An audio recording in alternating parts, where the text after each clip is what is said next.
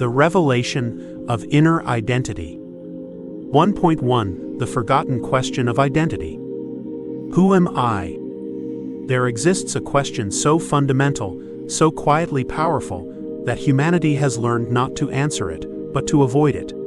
Not because it lacks importance, but because it unsettles everything built without it. This question does not concern belief, career, affiliation, success, morality, or even faith. It reaches beneath all of these. It precedes opinion. It precedes performance. It precedes adaptation. It asks, who am I? Before influence, before expectation, before survival taught me how to adjust. Most human beings never stand still long enough to face this question without distraction. Instead, life becomes a continuous response to secondary concerns. What do I believe? What do I do? Where do I belong? How am I perceived? What must I achieve? These are not wrong questions. They are necessary questions. But they are not primary. When secondary questions replace the primary one, life becomes constructed without foundation. RAELITE begins not with instruction, but with interruption. It interrupts the assumption that identity is already known. It interrupts the idea that selfhood is self-evident. It interrupts the silent agreement humanity has made with borrowed definitions. The most destabilizing realization is not that we do not know enough. It is that we may not know ourselves. Why does humanity avoid this question? Because it destabilizes inherited certainty. To ask who am I? Sincerely is to risk discovering that much of what has been called self is structure, not essence. It is to question narratives absorbed without examination. It is to revisit loyalties formed before understanding. It is to recognize that adaptation may have replaced authenticity. The question is avoided because it does not flatter the ego. It does not ask, how impressive am I? How successful? How influential? It asks, what remains when the applause fades? What remains when the role changes? What remains when performance stops? And many fear that nothing remains. So distraction becomes a shield. Modern life provides abundant tools for avoidance. Constant connectivity, endless information, curated identities, measurable productivity, all create movement. And movement often masquerades as meaning. But movement is not identity. Activity is not essence. Noise is not selfhood. The more externally engaged one becomes without inward examination, the more identity is shaped by reaction rather than recognition. RAELITE does not condemn this condition. It simply names it. Humanity has learned to be responsive long before it has learned to be rooted. Every human being begins existence without constructed identity. There is presence before performance, being before belief, awareness before narrative. Before language shapes thought, before society assigns roles, before systems define success, there is simply existence. That existence is not empty.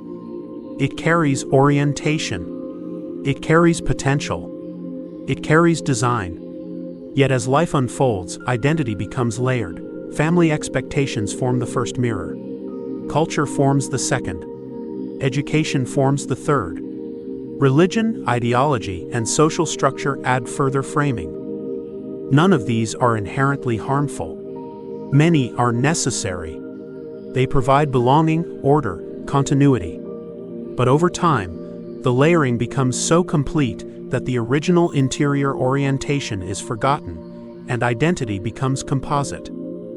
Borrowed phrases are replacing the inner language. Adopted beliefs replace examined conviction, and inherited fears replace discerned boundaries. And gradually, the self adapts so thoroughly that adaptation feels authentic. This is not deception in the malicious sense. It is survival. Children learn quickly that belonging requires compliance. Approval is attached to behavior. Safety is attached to conformity. To survive socially and emotionally, the developing self is forced to adjust to survive. These adjustments are intelligent. They protect. But what protects early may restrict later, and we need to know the difference between adaptation and substitution. Adaptation at times is perceived as necessary, but substitution is dangerous. Adaptation allows one to navigate environment while retaining core identity, but substitution replaces core identity with environment. The distinction is subtle and rarely examined. When adaptation becomes substitution, the self begins to perform its way into belonging. The individual becomes fluent in reading expectations, attuned to what is rewarded, and skilled at modifying behavior accordingly, and over time, performance becomes reflex. The question, "Who am I?" is replaced by, "Who must I be here?" And that is the opening door of error when identity becomes situational. And situational identity produces fragmentation. A person may excel professionally, yet feel inwardly hollow. They may be admired publicly, yet privately disoriented. They may hold strong beliefs, yet lack inner stability. The misalignment is not immediately visible. It often appears only as restlessness, a subtle but persistent sense that something essential has not been located. RAELITE recognizes this not as moral failure, but as misidentification. The problem is not that humanity is insufficient. The problem is that humanity has mistaken adaptation for identity. The silent grief of misalignment. There is a grief that very few can name. It is not the grief of loss through death or disaster. It is the grief of unrecognized selfhood. The quiet awareness that life is being lived competently, but not coherently.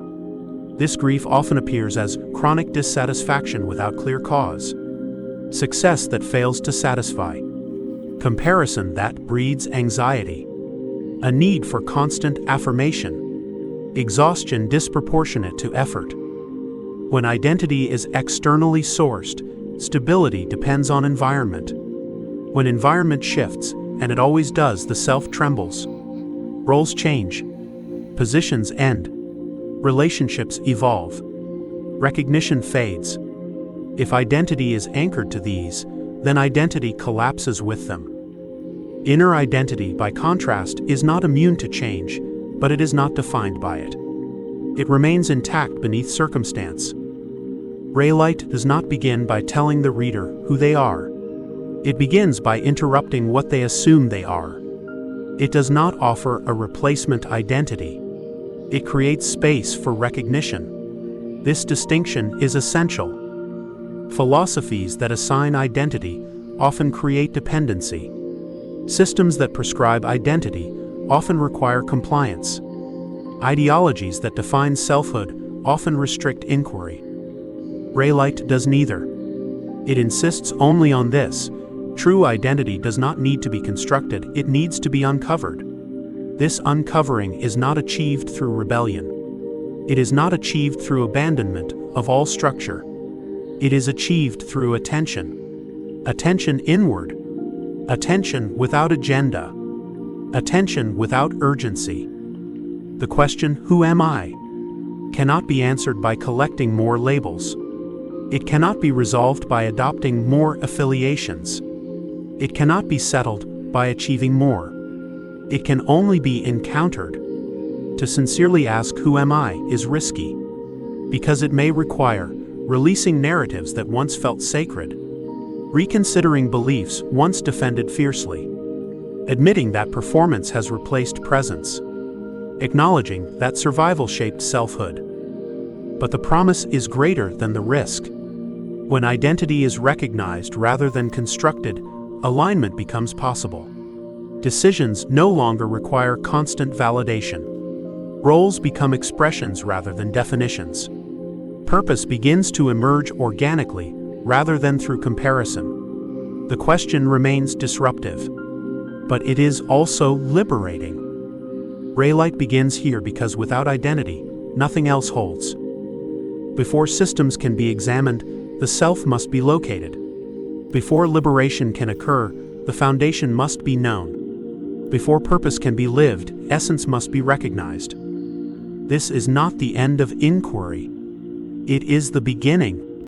And the question still stands, not as accusation, not as pressure, but as invitation. Who am I before influence, before expectation, before adaptation? The formation of identity. Identity does not appear fully formed. It develops quietly, gradually, and relationally. Long before a person consciously asks who they are, they have already begun becoming someone. The formation of identity begins not with self-awareness, but with relationship. A child does not first know themselves by introspection. They know themselves through reflection, not in mirrors of glass, but in mirrors of response. The way a caregiver looks at a child, the tone used when speaking their name, the approval attached to certain behaviors, the withdrawal attached to others. These responses become the earliest architecture of self-perception. If affection follows compliance, compliance becomes associated with worth. If attention follows performance, performance becomes associated with value. If silence follows vulnerability, vulnerability becomes associated with risk. None of this is malicious in most cases. It is relational learning. Human beings are wired to adapt to their environment in order to maintain connection. Connection is survival. From a psychological standpoint, belonging is one of the most powerful motivators in human development. Neurologically, the brain registers social rejection in patterns similar to physical pain. The organism learns quickly what preserves inclusion and what threatens it. Identity, therefore, begins forming around preservation. Not around essence, but around safety. The first adaptations. Early identity often begins as adaptation to environment. A child who grows up in a household where achievement is praised may become industrious, driven, disciplined. Those traits may be authentic aspects of their design, but they may also become overdeveloped to secure approval. A child raised in instability may become hyper-vigilant, perceptive, emotionally attuned, not because that is their chosen disposition, but because survival required attentiveness. A child exposed to criticism may become excessively self-monitoring, striving for perfection not out of inspiration, but fear of rejection. Over time, these adaptations solidify into personality traits. And personality traits are often mistaken for identity. The distinction is subtle but profound. Personality reflects how one has adapted. Identity reflects who one is beneath adaptation. Most adults carry forward adaptations that once protected them, but now confine them. Yet because those adaptations are familiar, they feel intrinsic. The work environment changes. The relationships evolve. The danger is no longer present, but the adaptive self remains active. RAELITE does not seek to dismantle personality.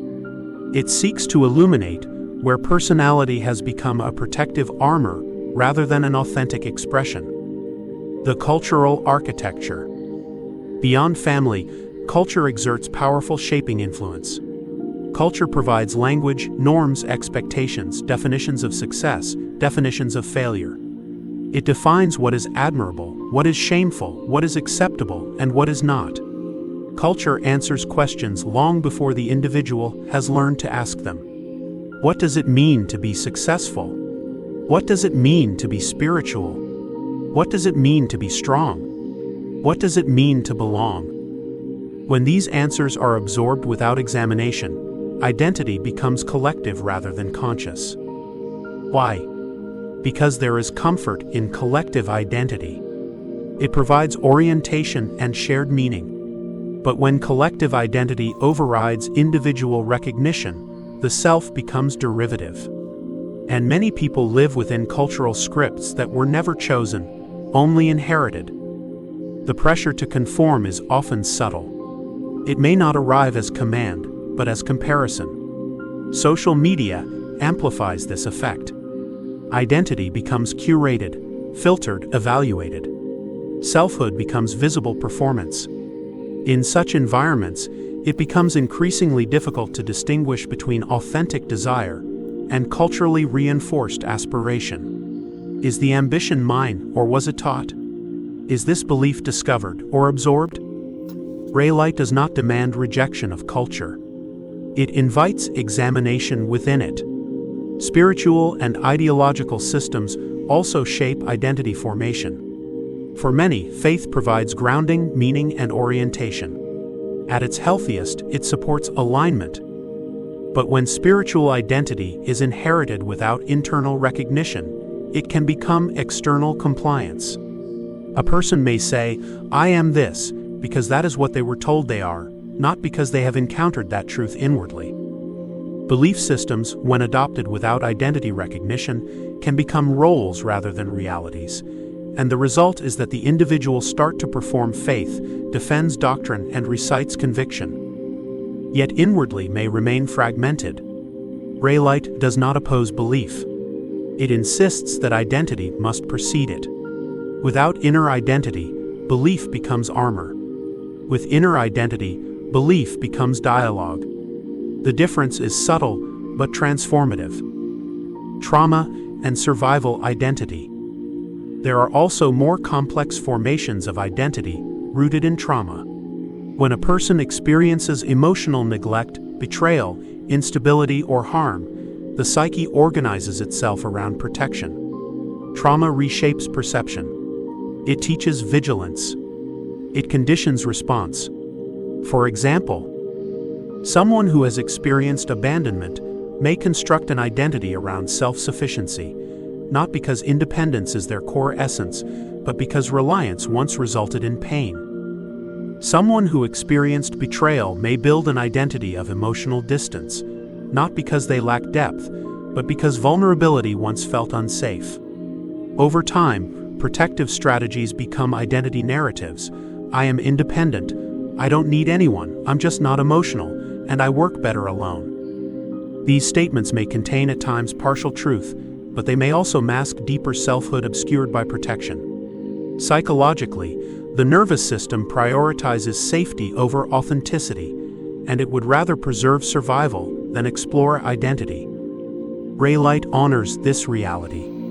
It does not accuse the individual of self-betrayal.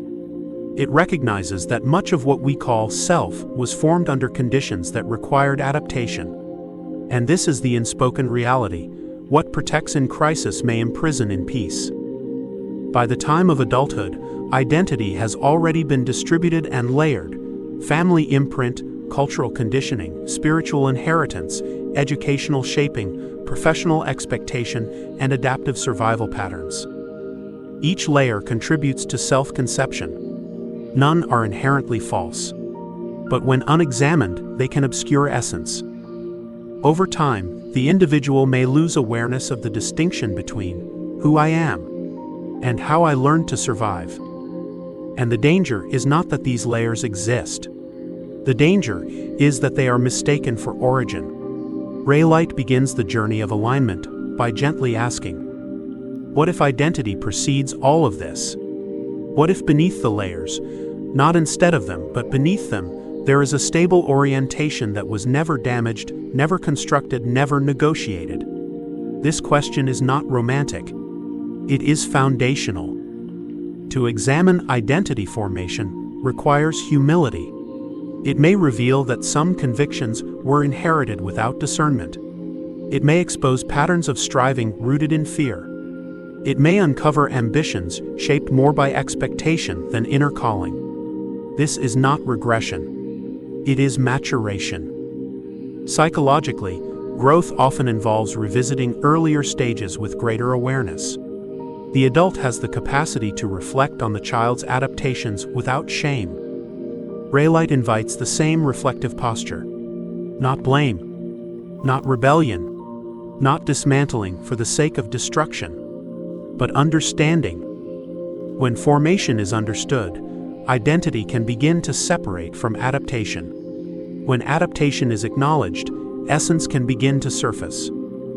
And the question remains: who am I beneath the layers of formation? Not instead of it, not in denial of it, But beneath it, the identity that is merely inherited is fragile.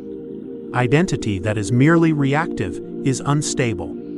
Identity that is merely adaptive is conditional. RAELITE seeks the identity that remains when layers are seen clearly. The journey does not begin by stripping away everything. It begins by noticing what was learned, noticing what was assumed, and noticing what was adopted. And slowly, quietly, distinguishing essence from structure.